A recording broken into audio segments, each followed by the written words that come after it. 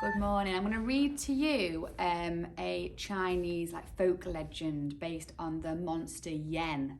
It's actually spelled Nian, and it explains some of the traditions that the Chinese have over Chinese New Year. So hopefully it will help you understand the colour red, fireworks, the dumplings that they eat. This story is different in different area and regions of China. It's like the Chinese whisper, so you might have heard it before, but it might be slightly different. But this is the one that my sister-in-law, she grew up with, and she grew up in Beijing, so it's quite a popular one.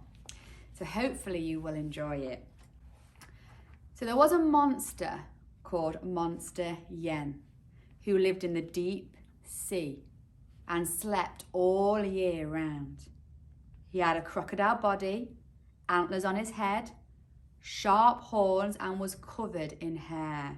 He slept throughout the year until one day every single year he awoke, and it was the eve of the Chinese New Year. At the stroke of midnight, he would wake up and he would be hungry. He would make his way to the local village and eat everyone he comes across. And the villagers were always absolutely terrified. Because of this, every Chinese New Year Eve, the villagers fled their homes and escaped to the mountains where they felt safe, making sure that the Monster Yen would not be able to see and capture them. One year, as everyone was packing up their belongings on the morning of the Chinese New Year's Eve, an old lady and her grandson watched everybody leave. She was just too frail to escape and go to the mountains, and they had no choice but to stay in their little home and hide, hoping for the best. So the village that evening had become empty. But as the people were leaving with their little cases and their bags, huddling together, families all in a line, making their way out of the village, a visitor, slowly entered the village. He was surprised to see everybody leaving. He held a long stick and had a long white beard, and the visitor had planned to stay the evening. He saw a light on in the old lady's house and knocked on the door. The scared old lady answered the door with her grandson and warned the visitor of the danger involved in him staying. "You mustn't stay. Monster Yen will be on his way soon." But the man didn't seem scared, and he told them that as long as he had some dumplings to eat and red paper and red cloth and some fireworks, he would be more than happy to stay. The old lady and the grandson were very surprised at this and still very, very worried, but they agreed. They were very kind people, and they agreed to give him somewhere to stay, hoping that all three of them would survive the night. They followed the visitor's instructions. She made dumplings, a meal which they would eat very regularly. She got red cloth from the cupboard and red paper. She found some fireworks, and she gave the visitor them all and said, "You may do what you wish with them." Midnight struck, and they waited for Monster Yen. The old man didn't look worried. He grabbed the red paper and placed it over the door and on the windows, and he wore the cloak as a cape. He held the fireworks in his hand, and with the other hand he had his long stick, and he waited outside, waiting for the monster to arrive.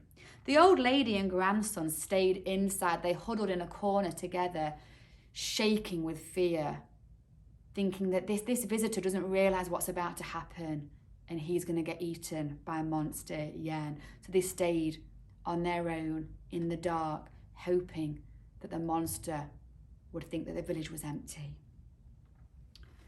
Monster Yen woke up and he made his way towards the village as he does every year, very, very hungry. When he reached the village, he began to make his way toward the old lady's house. He could see a little spark, a little bit of light.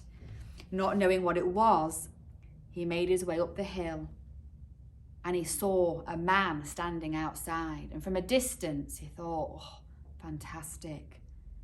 The food is ready. As he got closer and closer, he saw the light from the firework and the red cloth shone in his eyes. And he started to shiver and shake. He began to get scared. What was this happening? What was this bright colour? The old man had his fireworks which were lit, and he ran around the monster, waving the fireworks in his face, waving the fireworks towards his eyes, terrifying Monster Yen. Suddenly, the fireworks became needles, and they flew into the monster's eyes, making him blind. Monster Yen stumbled backwards, crying out in pain, stumbled back down the hill, absolutely petrified. And he left the village and didn't come back that evening. When the old lady and grandson crept out after hearing all the commotion and all the screams from the monster, they crept out to find out what had happened, wondering, has the visitor been eaten? And they saw the monster had gone. And they saw that the man had gone, never to be seen again. And they realised very suddenly that the monster had been scared off. But the man was like magic. He just disappeared. The villagers returned the next day, expecting the old lady and grandson to have been eaten, expecting their house to be empty, expecting to have to mourn the loss of the frail old lady that had lived in the village for so long. But suddenly they found that the grandson and the lady had not been eaten, and they were amazed to hear the story of the visitor who had asked for dumplings and red cloth and red paper. And although they were happy and relieved, they still were slightly nervous. They knew that the monster had been scared off for the first time ever, but they also knew that the monster was still alive and could come back at any time. So from that year on, every Chinese New Year's Eve, they decorate the houses in red paper. They wear red on their bodies and they set off fireworks just as the visitor had done. They make dumplings and they share them out throughout the village. And so far, Monster Yen has not returned.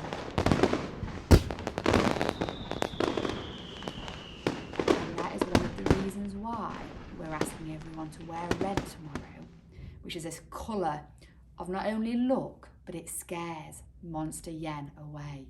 And we ask you to decorate, some of you might have done it today, but decorate or make a poster that's got red and gold on. And if we were in China, we would be hearing fireworks. You still might hear fireworks from neighbours, or if you lived in Manchester, unfortunately lockdown, but some cities have areas like the Chinese Quarter or Chinatown, which will have huge celebrations, and you'll hear the fireworks, because that is what they believe keeps them safe and gives them good luck for that year.